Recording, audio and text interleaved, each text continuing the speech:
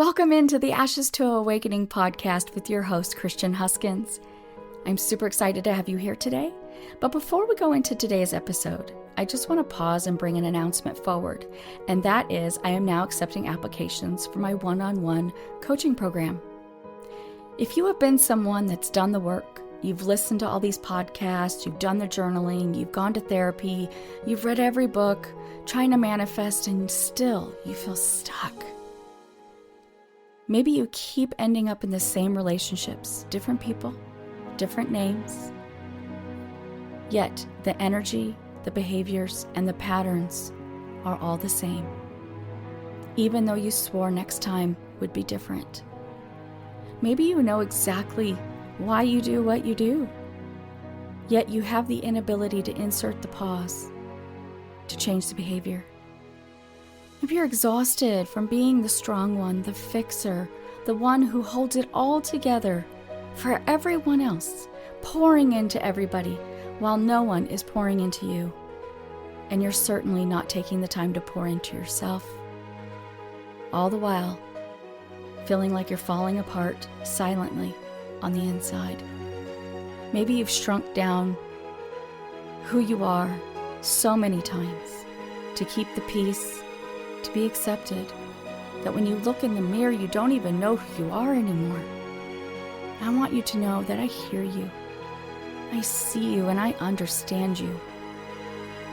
So what if one day you could just stop? You could just sit still and look at the ashes at your feet. The relationships that burned, the versions of you that you had to let go of, the pain that you swallowed to survive. And you realize something in that moment, that those ashes are not your ending. They are your beginning. Not just surviving what happened to you, but rising from it. And that is what I mean by Ashes to Awakening. I built this specifically for you. So applications are now open for my Elite Emotional Freedom Platinum Coaching Program. If something that I said today made your chest tighten, that is not coincidence, it's awareness. The link to apply is in the show notes. Say yes to yourself today. You are worth it. Now let's get to today's episode.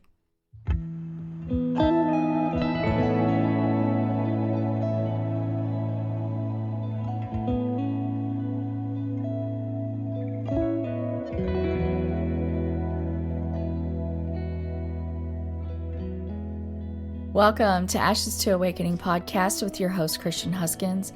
So happy to have you here with me today. Feel incredibly blessed. If this is your first time here, welcome. If you are returning, welcome back. I just want to invite you to just allow yourself to be present with me today. To just be still and take everything that I'm saying today as awareness. We are removing the blame, the shame, the guilt, the judgment. It is not welcome here. This is just awareness. Because if you found yourself to me today, it's not on accident. It's very much purpose. Because there's something that I'm going to say that you need to hear. So if there's resistance to turn this off, please fight through it. Stay present with me. Let's go ahead and take a nice deep breath in. And exhale. And as you exhale, just allow it all to go. All the stress, tension, whatever is there, just let it go. If you have not grabbed your paper and pen or pencil, please go ahead and do that now, as we're going to have some reflection exercises at the end. I'm really proud of you for being here today. So let's go ahead and grab that paper, pen, pencil, and let's get started on today's episode. Namaste.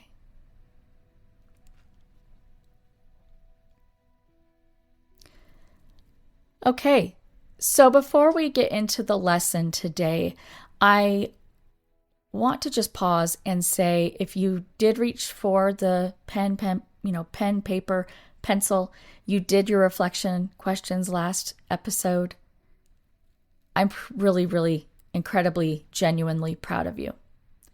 Because as someone who has also gone through a healing journey, I know the fear, really, that's out there to step into this healing. But I'm here to tell you guys that this is the most liberating thing you will ever do. It is not scary. The world wants to make it scary because they want the world to exist in chaos and fear. Okay, so if you find resistance today, again, just please stay present with me. Okay? So I'm really proud of you because it does take some, courage to really look inward and to shift the mindset, because the mindset is the first thing that we have to shift in the healing journey. Okay? So today we are digging. Okay, we're digging to the root. Remember, I talked last episode about the tree and how most people are picking the cherries, trimming the leaves, trimming the branches, but they're not tending to the root. And that is where we're going today. We're going to the root, and we're going to dig to understand the question that is usually underneath every other question, which is, why do I keep doing this when I know better? I know I shouldn't be doing this. I know this is not what healthy love looks like. I know this is a huge red flag that I'm seeing with my best friend. Right? But then we end up still repeating the pattern. So that's where we're going to go today. So let's talk about the blueprint. Okay? Before you could talk, before you could reason, like think and have thought process and say, insert the pause to say, this doesn't feel right, or this doesn't seem healthy. Before you had a way to really evaluate what was happening around you, a blueprint was being written for you. Okay? You are born with a purpose in this life. But unfortunately, this blueprint takes over. This blueprint is written by your family system. Okay? What was said to you or wasn't said to you. The tonality and the words in which it was said to you. The places that it was said to you. And what you watched happen around you between adults in your life. The main caretakers in your life taught you what love looks like. Okay? So, I want you to imagine this. I want you to imagine, visualize, or picture, whatever that looks like for you, a building under construction. Okay? It's an open frame. There's no walls, no doors, no roof, just a frame. And you have workers coming in every day pouring the foundation. Okay? Some of these workers are using broken tools. Some of them are doing the very best that they can do while carrying pain. Maybe they got pain in their back, so they're not laying the foundation the way it should be. Okay? Maybe they're laying the foundation and they're laying it in the wrong place because their mind is somewhere else. Okay?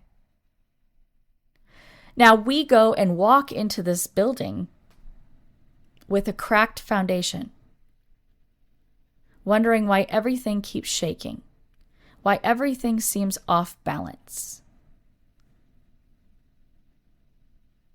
Okay? It's not a character flaw. It's what we call a human condition.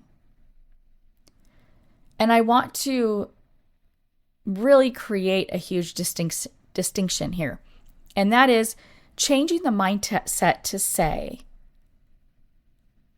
what happened to you versus what's wrong with you. Because when we say, what's wrong with you, it implies that we are broken. But when we can have a shift in our mindset and can say, what happened to you? It means there's a story. And that story can be rewritten. I tell my clients all the time, I don't care about your story. And it's not that I don't literally care about the story. Okay, because I do, because it got them to where they are today. But in the healing process moving forward, I don't care about the story. We're no longer staying stuck in the story. We're no longer being the victim in our story and allowing it to control us. We're taking the story and we're using it to empower us. What is the learning I'm getting from what I went through? What is the gratitude that I can find? Because it was a learning to rewrite my story going forward. Okay? So let's talk little science, but with a human connection to it, okay? So let's talk about how the mind actually works, okay? The mind has two primary operating systems. Think of it as like two drivers of a car. The first driver is the part of you that sets goals, makes decisions, has conversations with yourself in the mirror. You know, those affirmations that you wake up and say, I love you, I love you, I love you, I love myself, I'm great, I'm fantastic. But yet I continue to allow people to walk all over me. Okay? So those conversations that you have in the mirror, maybe you read your self-help books with this driver. This driver knows what you should do. Okay? This driver is analytical, it's intentional, it's aware. This driver is where the logic, reasoning, analyzation, willpower, decision-making, this is where it lives. Okay? And this driver is called the conscious mind. All the while, the second driver does not analyze. It does not weigh options. It simply runs off the program it was given. The blueprint. Okay? It operates on automatic. Have you ever driven from point A to point B and not remember how you got there? It's because this driver took over. Have you ever wondered what wakes you up in the middle of the night if something is happening? It's this driver. Okay, and it operates on automatic. It stores memories, your traumas, your emotions, values, morals, your beliefs, your automatic trigger responses, your patterns, your habits. It stores your motivation, your survival patterns, your fight, flight, freeze. But it also stores your body-based responses. Okay, your fear, tension, shutdown. Maybe you have some emotional reactions in your body. Okay. The simple way to look at it is that this part of the mind is your subconscious mind. So you have your conscious mind and your subconscious mind are the two different drivers here. And the simple way to really look at this is that your conscious mind thinks, it reasons, it decides, but your subconscious mind remembers everything. It protects you, it repeats, and it runs the pattern and program that were designed and what you learned necessary for survival. Okay? And this is why healing is not just about knowing better. Okay? If you've gone to talk therapy, trust me, I was in 17 years of talk therapy, given coping mechanisms out the wazoo, given, hey, I want you to do this or I want you to do that, and I just couldn't do it because my trigger responses took over. So that's why awareness is amazing. Knowing better is amazing. Reading about something and saying, okay, this is what I need to do. It works until you're triggered. Okay? You can consciously understand something. This is not right, right? But still feel stuck. Still repeat the patterns.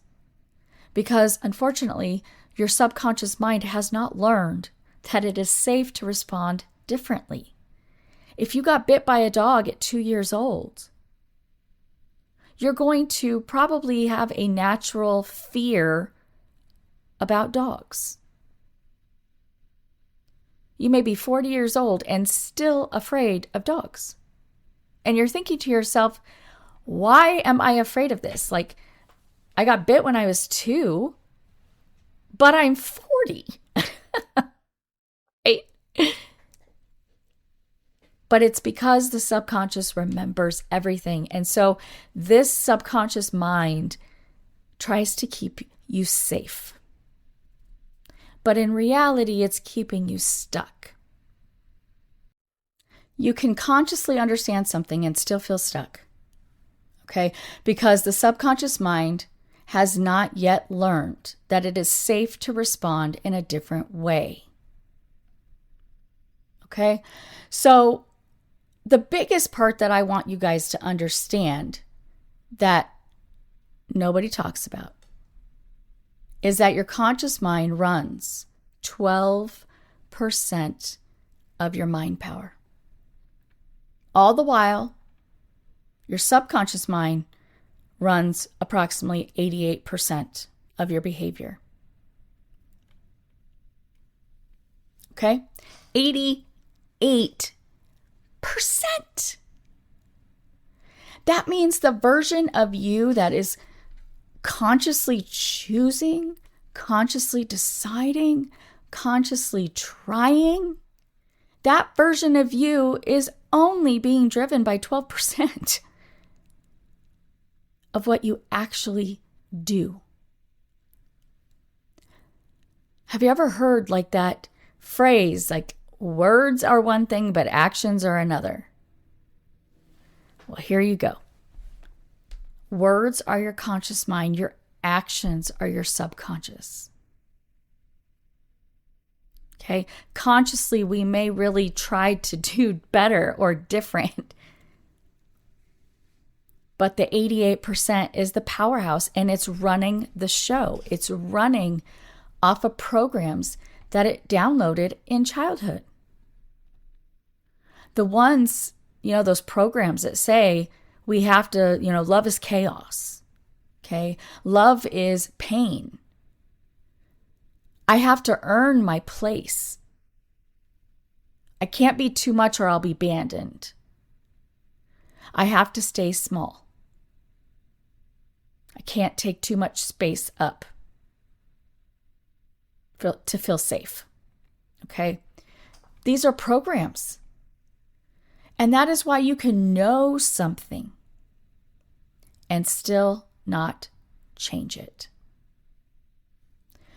Knowing lives in the conscious mind. Remember, logic, reasoning, analyzation, willpower. Okay? This part of the mind develops at about 8 years old, 9 years old. Until then, our mind is wide open. Okay? So you can know it, but that lives in the conscious. The program's running in the subconscious, willpower, and information alone will never be enough to change the behavior. Okay? Think of your mind like a brand new computer. Okay? At birth, you have this brand new computer. It's clean, it's open, it's ready. No downloads, no viruses, no corrupted files. But then life starts downloading files, right? Words spoken over you, the tonality that was spoken, how people responded to your emotions, right? Or didn't allow you to have emotion. Maybe those moments of rejection, abandonment, criticism, those experiences, guys, become our programs. They become our blueprint. And eventually those old files will keep running in the background. They keep opening even when we didn't want them to, right? You think you're deleting something, but you're not, because it's still on the hard drive somewhere else. You try to install new apps, right? New apps for positive beliefs and habits, but that old programming is still running in the background. Real healing isn't about moving the icons around, changing the wallpaper. It's about going to the root. Okay? So let's talk now about the roles we inherit. Because every family system, remember I said the blueprint is run off the family system. And every family system needs roles. Okay? And from the time we are young, all the way back to probably when we're born, we're assigned them. Usually very silently, that we don't even know that we're being assigned these. Okay? So let's talk about these different types of roles. The first role is the peacemaker. This is the child who learns that their job was to manage the emotional temperature in the house. Okay? How many of us at kids have sat back and watched our parent come home and we were figuring out the temperature, right? You know, we're thinking, is mom upset? And you would go and find a way to make her laugh, right? If dad came home angry, maybe you became invisible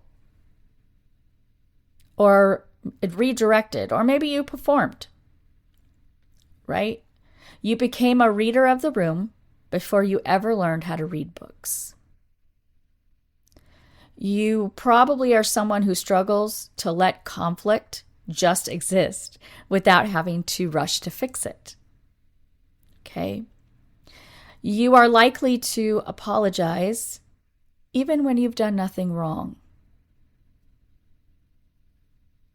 Or maybe you feel responsible for other people's emotions, even when those emotions have nothing to do with you. Okay? So that's the peacemaker. Another role that is assigned is the invisible one.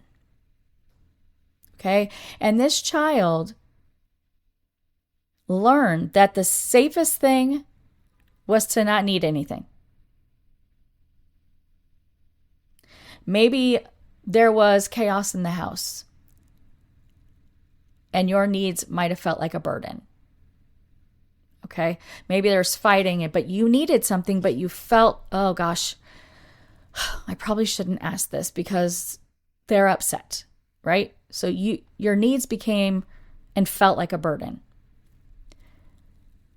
Maybe a sibling had greater needs and yours got like deprioritized, right? So, and maybe, just maybe, their needs were not more important than yours. But for whatever reason, they did get deprioritized, okay? Maybe adults were so consumed with their own pain that they just simply could not make space for yours. Okay? So what happens is you stop showing it. You got very good at handling things all by yourself. People probably described you as strong, independent, capable, right? While underneath all of that independence is a child who stopped asking because it wasn't safe to ask. Right? How many of you, as adults, have issues asking for help? Okay. The next role that gets assigned is the golden child or the performer. And this is the child whose value is tied to achievement. Right? You were loved loudest when you succeeded. You learned early that being good, being excellent, being perfect was how you stayed loved and accepted. So you perform. You wear a very heavy mask. You overachieve. You become the one that you want to make everyone proud.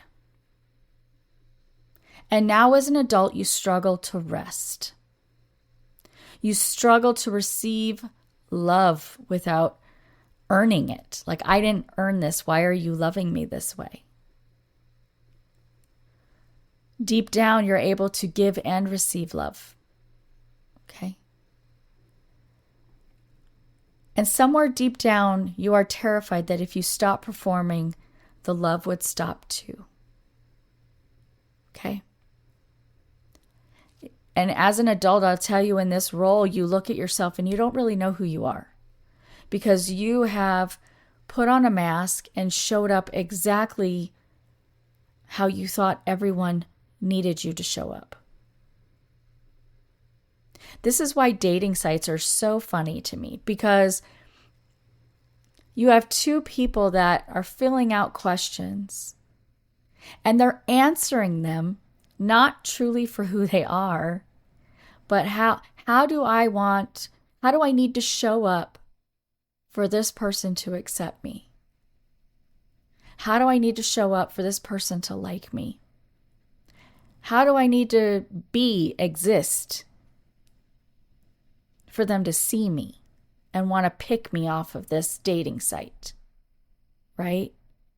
Then the two of you, especially if both of you are doing it, then when you get together and you go into a relationship, 6 months down the road, 3 months down the road, behaviors start changing. She didn't do that when we first started dating. He was much attentive when we first started dating, right? Behaviors start shifting because your true behavior is coming out. And it's not that you lied or you were being fake. I'm doing quotes. It's that from a very young child,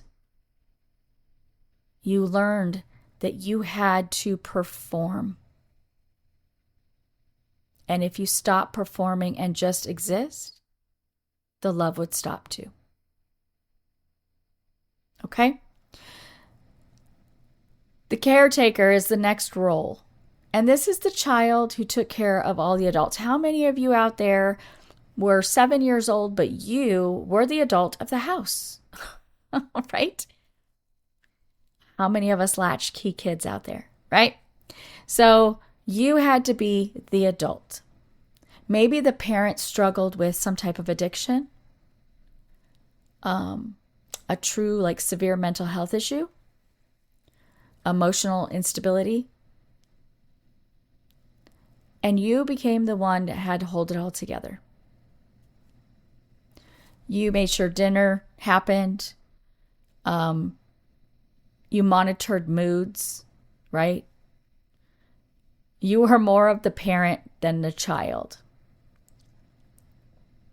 And now you find yourself in every role, every position playing the same role. You give more than you receive. You're drawn to people who need fixing. You confuse caretaking with love. How many of you out there are in relationships and you have children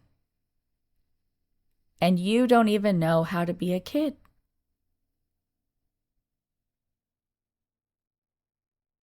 You don't know how to be a kid.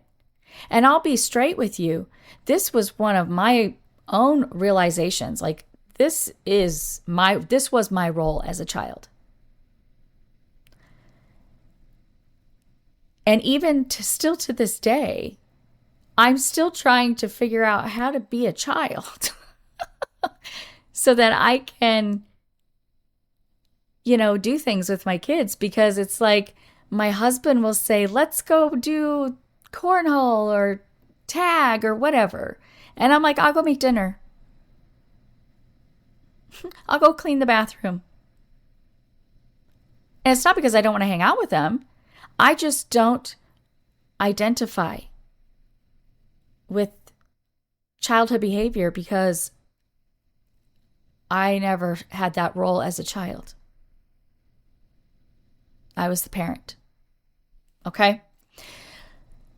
So the next role is scapegoat. This is the child who was blamed for everything. Okay?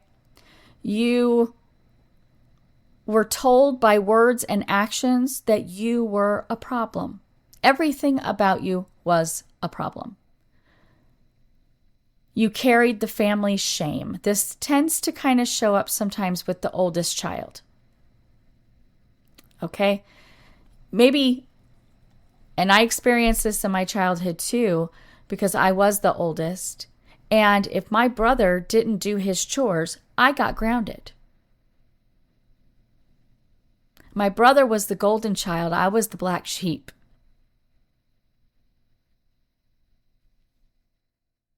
But it's because I took my healing in my own hands and stopped the generational curse with my children. That made me a black sheep.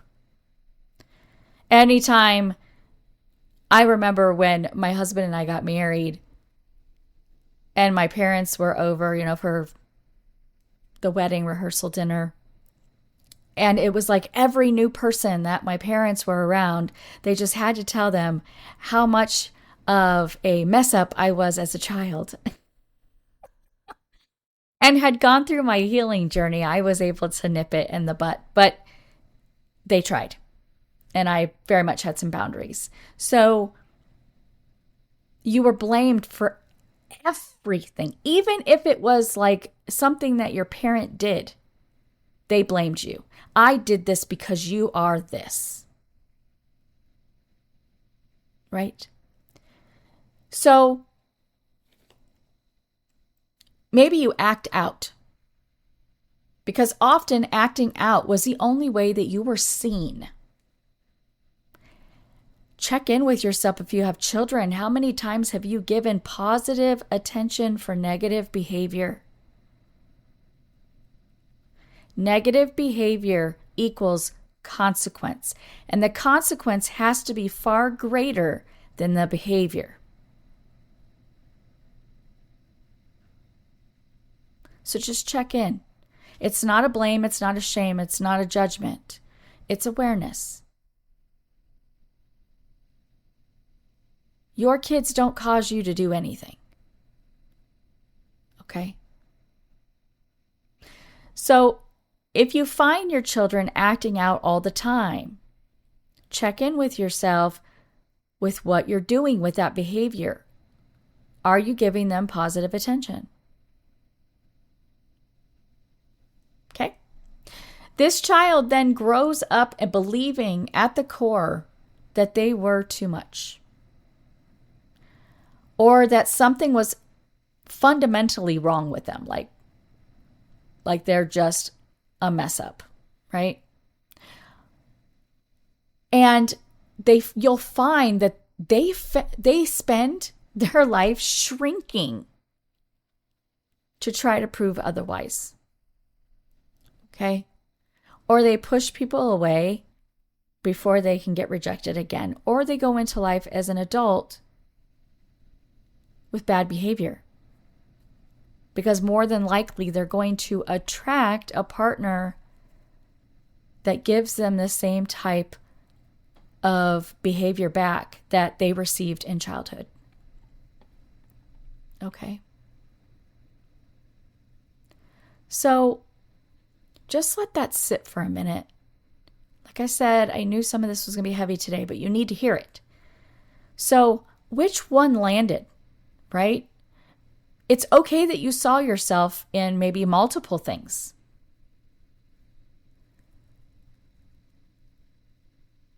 But none of these roles are who you are. Okay? Remember, it's not about, these roles are not about and don't make you who you are. They're not your identity. They're who you learn to be as a child to survive a system that wasn't built around your needs. Okay? They were brilliant strategies. They worked then, okay? But now, in life, they're keeping you stuck, okay?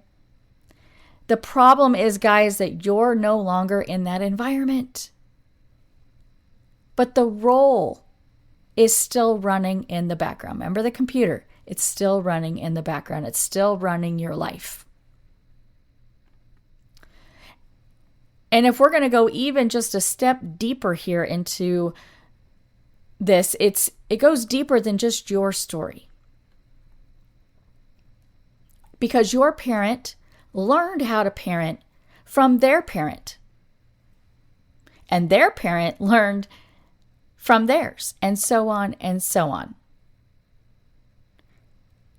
And most people from you past never did a single moment of healing.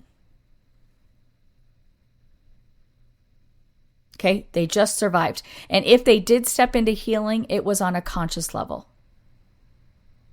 not healing the root. So they just learned to survive, and they passed down what they know. Okay? A mother who was emotionally unavailable may have learned that from her mother. And somewhere back in that line, there may have been a woman who experienced something so devastating that going numb was the only way to survive. Okay?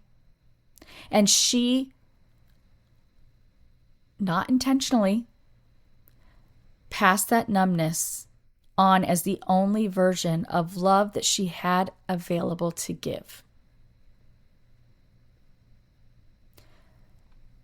And so on and so on. Okay? This is not an invitation to go to war with people who raised you. Okay? This isn't about shame, blame, judgment, criticism. It's awareness. Can you sit back and think, maybe asking your mom or your grandma, or if your great-grandma's alive, did anything happen to you in your life that you felt you had to go numb just to survive? And if the answer is yes, then that loosens the grip to why your mom may be emotionally numb with you, and why you may be emotionally numb to your children. It's not about blame. Okay? Most of everyone in your life loves you in the only way they know how. But here is what I want you to hold on to, okay? Understanding where it came from doesn't mean you have to keep carrying it. And different cultures bring in their own generational wounds as well, okay? You can have compassion for them and still decide that this is not yours to carry. And that's what breaking generational cycles actually means, okay? Because we can look and say, oh, I'm not going to raise my kid the way my parent raised me. Check in with yourself. Because either you are still showing up, or the co-parent in your life, whether that's just a co-parent or a spouse, are they showing up with behaviors that are like your dad's or your mom's? Even though you swore you would never, did you attract someone into your life that you made a baby with? And they exhibit the same behaviors. And still the generational curse keeps going. Okay? Because when you bring someone into your life, you're bringing their own baggage into your relationship. Okay? So everything we covered today, I'm sure feels really heavy. I know that when I learned this, it made me feel really heavy, but it answered so many questions. Okay? I want you to know, though, I'm not handing you a bag of rocks today. Okay? I'm asking you to look at the bag that you've already been carrying. The one you didn't know that you were even holding. Because you can't put down what you don't know you're holding. Awareness is not the end. It's absolutely the beginning. It's a beginning of something so beautiful. You are not broken. You are never broken. You are not too far gone. I hear people all the time, oh, I'm in my 40s, I'm too old to heal. No, you're not. I'm 65, I'm too old to heal. No, you're not. You're not too far gone to heal. Okay? You are not the exception to healing. Don't use money and time that you don't have either to not step into healing. Okay? If a modality of healing costs money, that means it actually works, guys. So don't use time or money as an excuse to not step into this, because you are not broken, you are not too far gone, and you are not the exception. Okay? You are someone who was handed a story before you were even old enough to read it or to write it on your own. Okay? And right now, picking up the pen, that's the beginning of everything. So, speaking of pen, grab your paper. Let's look at these reflection questions. Okay? So number 1, and I am going to also put these questions in the show notes below, so you can refer to that if I try to speak a little slower, but just in case, you can come back to them. So question number 1, which family role did you recognize most? Some of us do have all of these roles, but which one was running more in the background? Okay, the peacemaker, the invisible one, the golden child or the performer, the caretaker, or the scapegoat?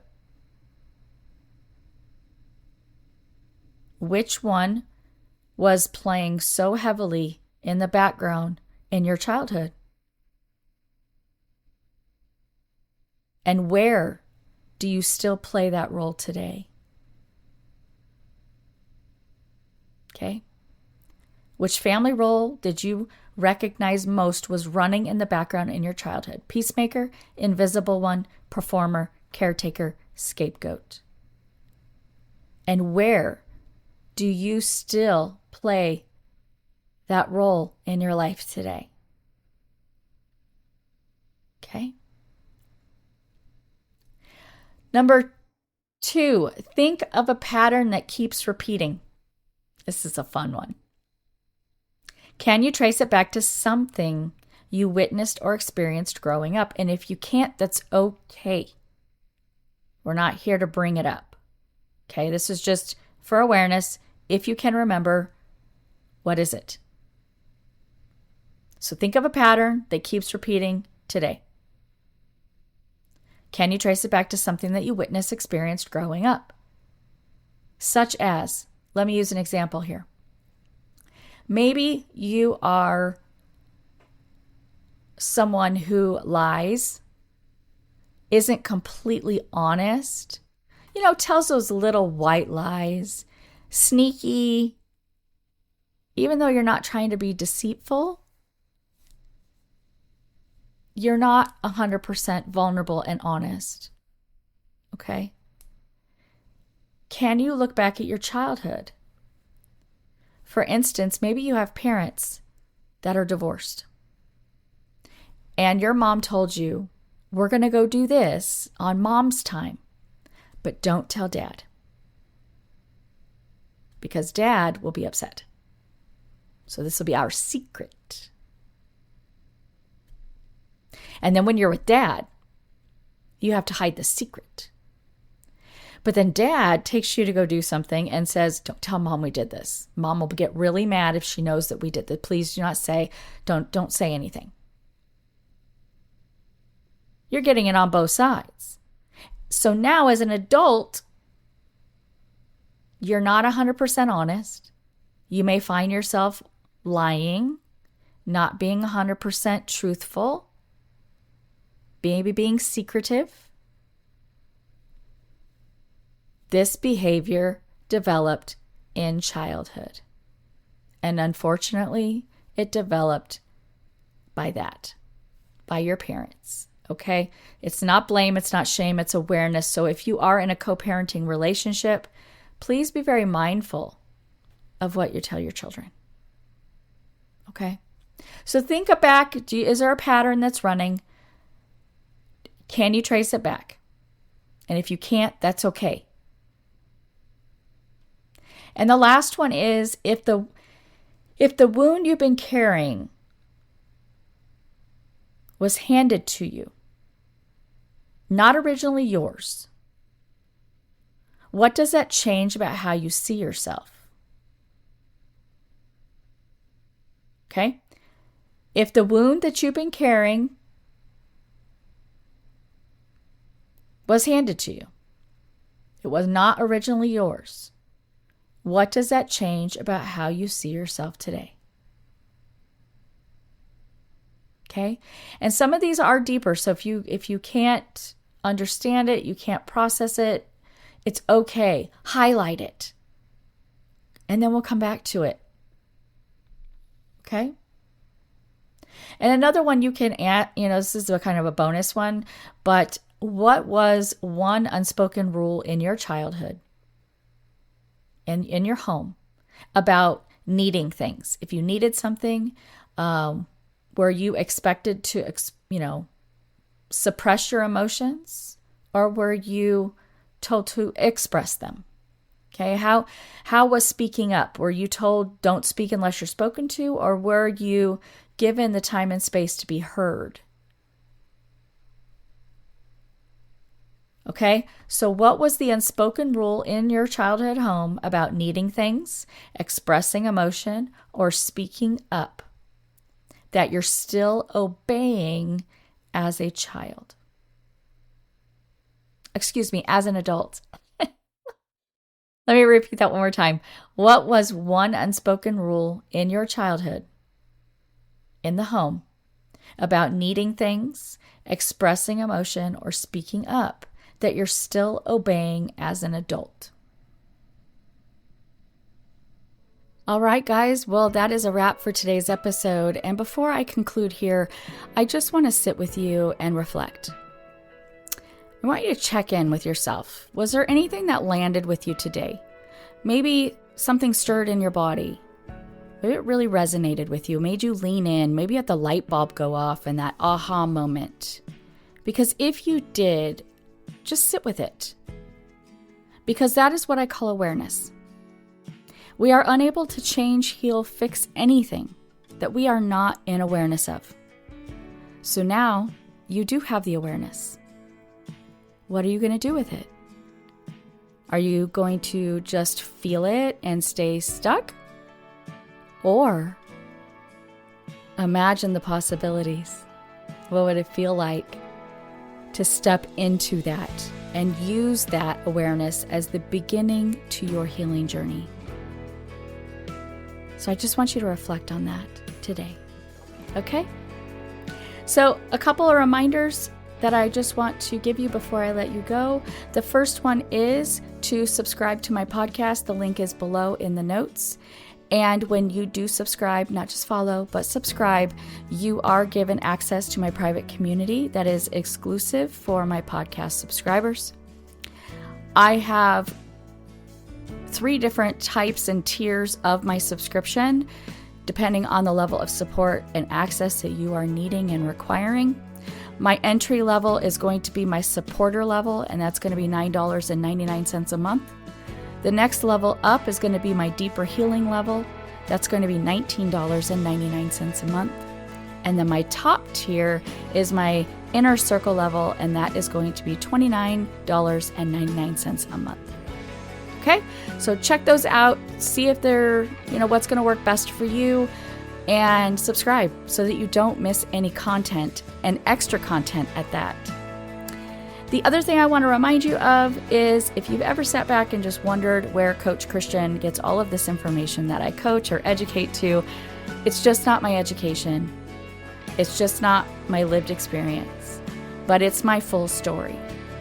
The rawness, the vulnerability, the honesty, and I model behavior for my clients.